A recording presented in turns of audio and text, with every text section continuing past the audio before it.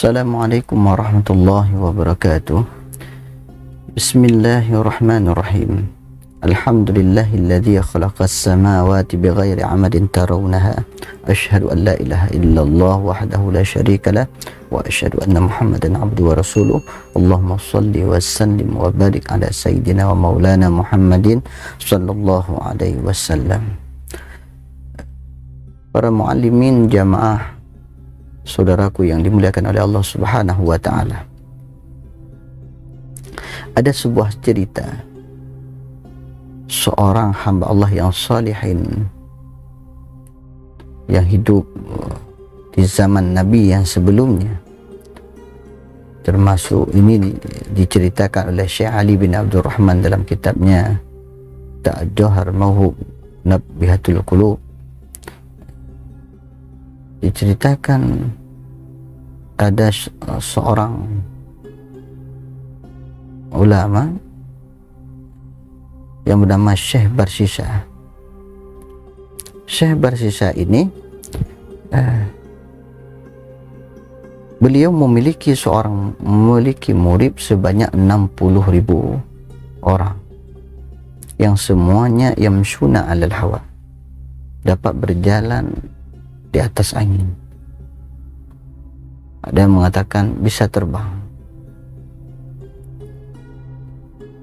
Dengan berkah Syekh Barsisa. Dan beliau beribadah itu 220 tahun. Luar biasa ibadahnya. Luar biasa beliau taat kepada Allah. Sehingga para malaikat pun ta'ajjub. Para malaikat kagum dengan kesalehan Syekh Barsisa, dengan ketaatan Syekh Barsisa, yang sehingga Allah Subhanahu wa taala berkata kepada para malaikat, kenapa kalian kagum kepada dirinya, pada Syekh Barsisa? Kenapa kau kagum kepadanya? Sedangkan di dalam ilmuku Barsisa dia akan mati dalam keadaan kafir. Dan pada saat itu Allah masih mengizinkan iblis untuk naik ke langit. Kapan baru Allah menutup pintu langit bagi iblis? Ketika Allah angkatkan Nabi Muhammad menjadi rasul. Dan ini adalah bahagian daripada rahmat Allah. Jadi pada saat itu pembicaraan Allah dengan malaikat didengar oleh iblis, dan dia tahu dialah penyebab sesatnya, kufurnya Syekh Barsisa ada di tangannya. Yang sehingga iblis tersebut menyerupai adalah seorang pemuda yang beribadah di tempat di mana Syekh Barsisa itu beribadah. Yang sehingga dilihat oleh Syekh Barsisa, sehingga timbul tanda tanya di dalam dirinya, siapa orang ini? Kenapa begitu kuat dalam ibadah? Jadi iblis yang menyerupai ada seorang pemuda tersebut yang dia beribadah kepada Allah dengan tidak tidur, tidak makan dan tidak minum, luar biasa. Dan sehingga kagum Syekh Barsisa, ingin seperti orang tersebut. Akhirnya beliau memutuskan untuk bertanya kepadanya, wahai fulan, aku lihat engkau begitu kuat dalam ibadah kepada Allah sehingga tidak tidur dan tidak makan dan tidak minum. Selama ini tidak ada orang yang lebih kuat beribadah selain diriku. Selama ini tidak ada orang yang dapat mendahului aku dalam ibadah. Aku sudah beribadah kepada Allah begitu lama, tapi aku tidur, haus minum, ketika lapar makan.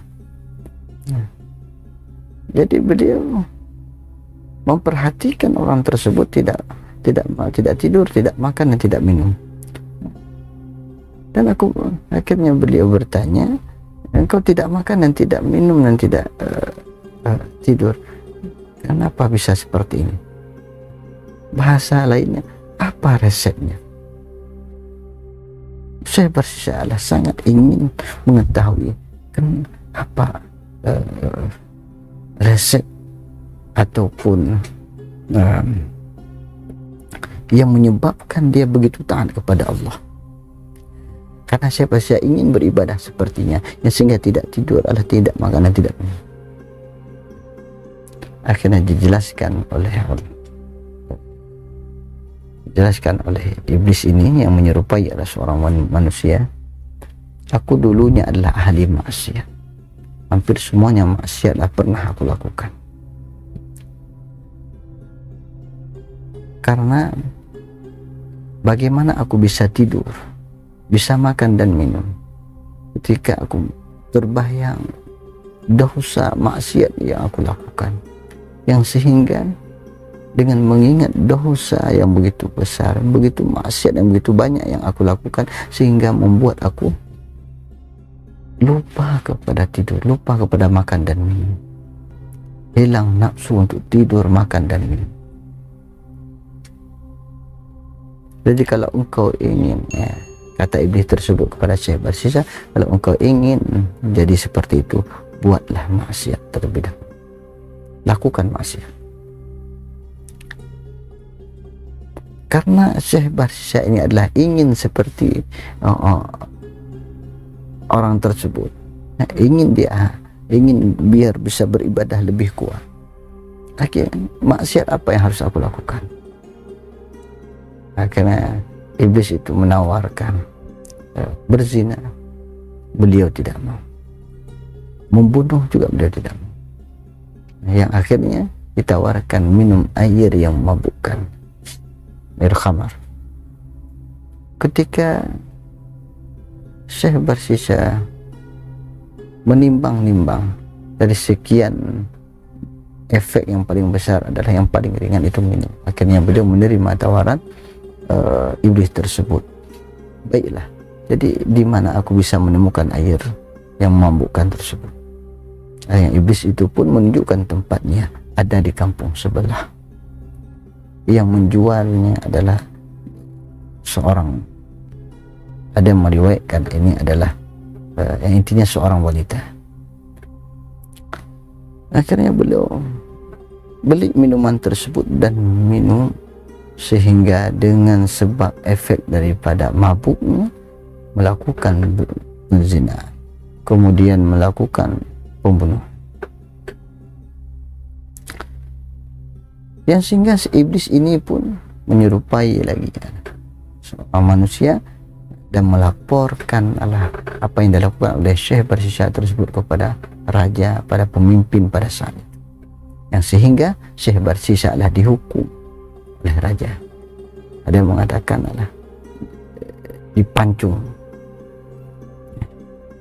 Tapi walaupun sudah sebesar itu maksiat yang dilakukan oleh Syekh Barsisa, tidak dapat menembus tubuhnya. Tombak itu tidak bisa menembus tubuhnya. Akhirnya iblis pun datang. Dia menyerupai adalah orang yang beribadah bersama dengan dia. Wahai Syekh Barsisa, aku sanggup membawamu daripada tempat ibadahmu sampai kepada tempat ini, dan tentu aku sanggup juga menurunkanmu atau menyelamatkanmu daripada tempat ini, asalkan kamu mau mengikuti permintaanku. Akhirnya Syekh Barsisa pun tanya, apa permintaanmu? Engkau duakan Allah, kau katakan Muhammad itu dusta. Beliau tidak mau. Tidak perlu engkau katakan, cukup dengan engkau syaratkan saja, maka aku akan melepaskanmu. Akhirnya beliau tidak mau mengatakan, tapi isyarat dengan mengangguk saja. Maka dengan isyarat seperti itu pun yang sehingga adalah menembus tombak tersebut menembus tubuhnya dan mati Syekh bersisa dalam keadaan kafir. Dan iblis pun lari sambil berkata, ana bari'um minka, ana bari'um minka, aku terlepas daripada engkau, wa ana akhafullah, dan aku takut kepada Allah. Begitulah iblis. Syekh bersisa seorang hamba Allah yang begitu lama dalam beribadah kepada Allah. Murid-muridnya 60.000 orang semuanya adalah dapat berjalan di atas angin, tapi beliau mati dalam keadaan kafir. Nauzubillah min zalik. Maka sesuailah dengan hadis innamal amalu bi khawatimiha, sungguhnya amal itu adalah tergantung akhirnya bagaimana. Maka kita hari ini tidak pernah tahu apa akhirnya, akhir daripada kehidupan kita. Maka dalam riwayat ini, dalam sejarah ini, bisa kita ambil satu manfaat. Berdoalah kepada Allah, mohonlah kepada Allah, beribadahlah kepada Allah, supaya Allah mentakdirkan kita dengan takdir yang baik, dengan ketentuan yang baik. Sekalipun misalnya kita memang tidak tahu apa ketentuan Allah, kalaupun ketentuan Allah yang buruk, kita bisa berdoa mohon kepada Allah. Sebagaimana para sahabat pun mohon kepada Allah, kalau seandainya ya Allah ketentukan kami di dalam keburukan, maka famhu anna, hapuslah ya Allah keburukan tersebut, ganti dengan yang baik ya Allah. Kalau Allah ingin menggantikan apa yang telah Allah tentukan di Lauhil Mahfuz, sah-sah saja. Maka oleh karena demikian, dengan mulai cerita tersebut, maka marilah kita hari ini, kita tidak pernah tahu apa akhir daripada kehidupan kita. Walaupun serajin apapun kita beribadah hari ini, kita tidak tahu apa akhir kehidupan saja. Kita bisa saja kita akan mati dalam keadaan iman, ataupun tidak mati dalam keadaan tidak beriman. Nauzubillah min dzalik. Maka ulama-ulama terdahulu ketika mengingat kepada kematian selalu menangis, memohon keampunan kepada Allah, mengharap agar Allah ridha, mengharap agar Allah akhirkan hayat dalam keadaan husnul khatimah. Apalagi kita hari ini yang jauh dengan Allah, apalagi hari ini kita yang banyak dosa, apalagi kita hari ini adalah yang begitu hamba itu lalai dalam berbuat ibadah. Maka sudah selayaknya kita hari ini mengharap kepada Allah, mendekatkan diri kepada Allah, mohon ampun kepada Allah, taubat kepada Allah. Mudah-mudahan dengan amalan yang kita lakukan ini adalah menjadi satu ketetapan, ataupun Allah menjadi satu sebab Allah terima doa kita, dan Allah golongkan kita dalam golongan orang-orang yang baik. Amin, amin ya Allah Rabbal Alamin. Billahi taufiq wal hidayah. Summa assalamualaikum warahmatullahi wabarakatuh.